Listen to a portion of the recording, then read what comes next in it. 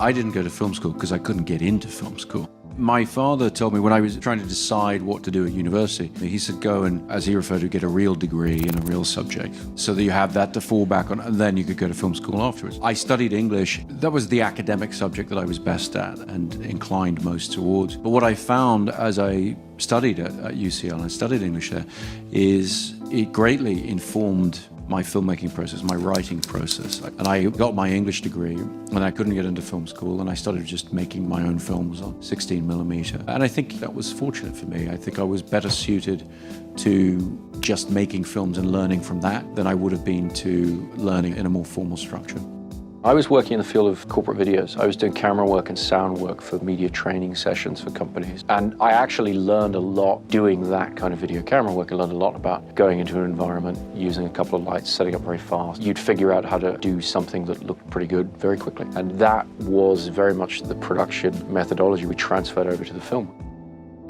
It was a no-budget film in the true sense. We spent about $6,000 on the entire movie. So it was all myself and Emma and a group of our friends getting together each Saturday to shoot about 15 minutes worth of footage. And we did that for about a year and put the thing together that way. It was a very good learning experience to be able to spread it out over that time. A lot of no-budget filmmakers take exactly the opposite approach and do it really fast and furious. To get these people together and say, okay, you have to just do this for 3 weeks. I wasn't able to do that because we all had to work full-time during the week and couldn't really take much time off, and that's how I paid for the films, the salary from my job. So I decided that if I saved up a little bit of money and then we spread out shooting just sort of 15 minutes of footage every week or something like that, if I ran out of money I could sort of stop shooting for a couple of weeks and earn a bit more. In our situation, because I had access to actors and equipment over a long period of time, we had the luxury of time, which was excellent, really. The only thing we spent any money on at all was buying the film stock and processing it. Everything else, people just brought their own lunch and made their own costumes or wore their own clothes. And all the props, all the things, they're all just our things. Nothing is put there. That's where Jerry actually lived. That is actually his flat. That's all his stuff. We just sort of made the scene work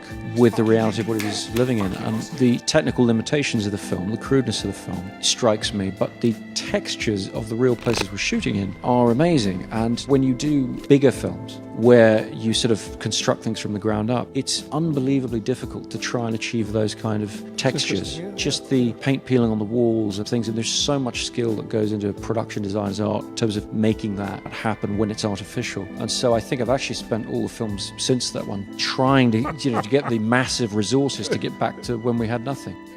We rehearsed for about 6 months before we shot anything. I wanted to find stage actors because I knew I was only going to be able to shoot 1 or 2 takes of everything. My idea was we'll get stage actors, we'll get them to rehearse each scene as if it's a play. You can't stop in the middle of a play and say, whoops, messed that up, let me go back.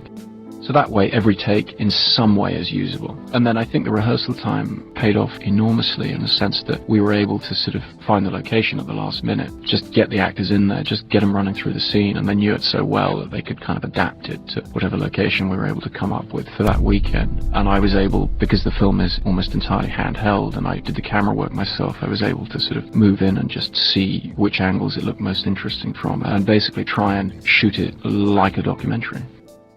The spontaneity that you're able to achieve shooting a film in that way, where the cast and crew and all the equipment could fit into one London taxi, that gives you an incredible freedom. We would go into a location, no permits, just favours, and that does give you an enormous amount of freedom. One of the keys to getting an ultra-low budget film actually finished is definitely to have in mind what kind of film you can make with the resources available to you.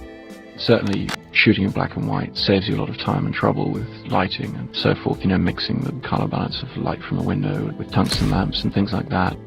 When you have no access to lighting packages and all the rest, and you have to just do things on the fly, you can create a style with black and white in a way that you really can't with colour photography. And when you can't afford lights, or you don't want to take the time to light, and you want to let the actors have a bit of freedom, the best way to do that is to have a couple of big windows and get them to stand next to the windows. So there's a lot of people standing by windows in the film. When you can't afford to shoot coverage, basically shoot long takes of each actor on a close single and cross-cut between the two in the editing and just pick up lines that you really need that they haven't been able to do, and then shoot a master just for the line that you're going to need the master for. Also doing sound-only takes on location, all the rest, both to warm the actors up and to slot in there instead of doing any kind of ADR or anything like that, which we weren't able to afford. When we first started doing the festival circuit, it was at a time when, there was a certain amount of healthy competition to see who could have made the cheapest possible film. I don't know if that really exists anymore, because shooting on video, it's perfectly possible to do a film like this without spending anything to get it to that finished on tape sort of festival stage. But we were shooting on film. I think that the North American film festival circuit is really unique in the world. It's really unrivaled in terms of the access that festivals like Slamdots will give filmmakers starting with absolutely nothing and no connections and no avenues to get the film seen by anybody. Yeah. So we started to film at the San Francisco Film Festival and had a good time there and got onto the sort of festival circuit. And then for the size of the film, it was seen surprisingly widely. When you're doing films just with friends, with no money, on a shoestring, you have to be able to do all the jobs. When we made Following, for example, we were just shooting on Saturdays. We all had jobs in the week, and so not everybody would turn up, and sometimes you'd be recording sound and sometimes you'd be shooting the film, and you really had to know a bit of everything because you didn't quite know who your crew was going to be on the day. And it's a wonderful way to learn everything. And the larger the films have become, I think the more I've been able to appreciate the learning that I did by doing. I know enough about every job on set to sort of be a pain in the arse to everybody. Just enough to not say I can do your job, but just to give them an idea that I'm paying attention to what they're doing and that I'm asking for a particular approach. It gives you confidence as a filmmaker. I recommend it to any young filmmaker starting out. It's just try everything. Try recording sound, try shooting, try lighting, try a bit of everything. There's an interesting relationship as a director between yourself and the people who work for you on set, which is they're looking to you for leadership and guidance. They also want to feel like you care about their job. And I think one of the ways of showing somebody that you care about their job is to know about it and be able to engage in a conversation with the sound department about microphones and which microphones they're using and things like that.